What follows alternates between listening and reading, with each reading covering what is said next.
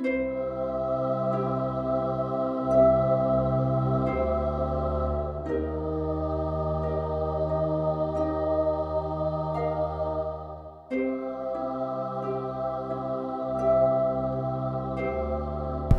name is Doug. I haven't found it necessary to participate in my primary addiction since December the 4th of 1990. This is a series about practicing the principles that I've learned in a 12-step program. The feeling that I suffer from today can be briefly described as restless, irritable, and discontent. The series hopes to address this particular feeling and what sort of spiritual tools I've discovered in the 12-step program that I can apply to my sobriety in an everyday manner. When I was 6 years sober, I found it necessary to quit smoking. A few weeks before I'd quit smoking, my oldest son was involved in a bicycle accident, and the first responders to the scene said that he had lost consciousness. So as a precaution, until they could schedule an MRI, they put him on an anti-seizure medication called Dilantin. A few weeks later, I would have Jeremy in my home for a visit that weekend. At that point, I was about 2 weeks without a cigarette. I was feeling really desperate for a cigarette. I was feeling everything very intensely during this period of nicotine withdrawal. I had been a heavy smoker for more than 30 years. When I quit, I was up to like 2.5 packs a day of full flavor menthol cigarettes. So 2 weeks into that, I was feeling very, very sensitive and easily angered. My son was taking the Dilantin as prescribed by the emergency room doctor. This is a drug that's got some fairly nasty side effects. His vision was very blurred. He was extremely lethargic, which is something that's really hard for anybody coming up on their 17th birthday. My interpretation of the situation was that he was simply looking for attention, and this just infuriated me.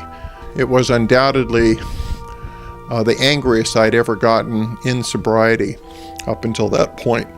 I was sure that he was just, doing these behaviors in order to get Dad's attention, and it just really pissed me off. Little did I know that that would be the last time that I'd see my son. I took him home after that weekend, and a week later, he disappeared from Mom's house. The San Jose Police Department called him a runaway. His mother and I were just absolutely frantic. I felt an extreme amount of guilt and remorse about the way I'd treated him.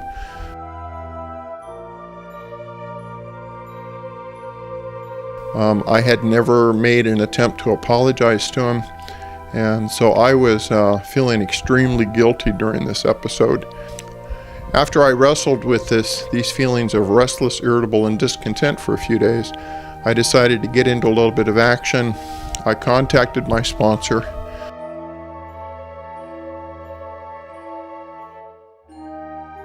It was my sponsor's instruction to go ahead and do yet another fourth step. This would be my third fourth step in the time that I'd been sober.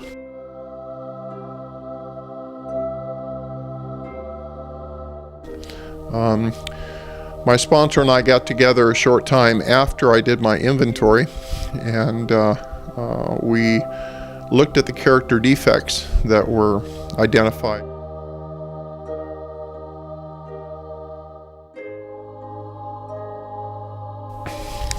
My sponsor encouraged me to go to the dictionary and look at the definition of these 7 deadly sins.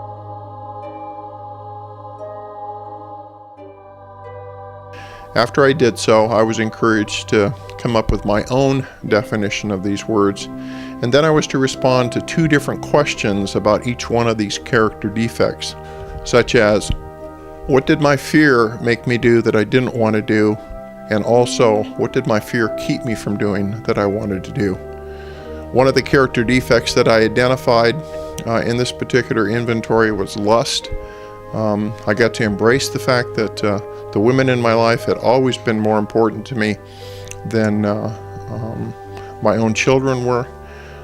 This is not something that I readily admitted to, but it was something that was necessary. So I got to ask myself two different questions about that particular character defect, like what did lust make me do that I didn't want to do? Also, what did lust keep me from doing that I wanted to do? After I was done with this written exercise and it was necessary to write a full page in response to these questions, it was at that point that I could make the connection between my character defects and feeling badly.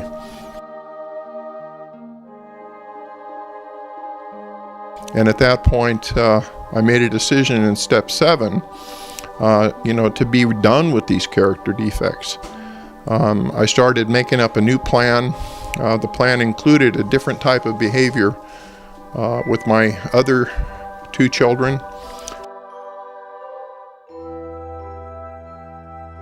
After Jeremy was missing for 3 months, his remains were discovered in a place called Santa Teresa County Park. I was about a 15-minute walk from home. I can't begin to express how difficult that period was for his mother and I. But you know what? It was as a direct result of practicing these principles in all our affairs that I was able to put that behind me. I didn't find it necessary to participate in my primary addiction. I didn't even find it necessary to pick up a cigarette. That's the miracle of the principles of the 12 steps. My name is Doug.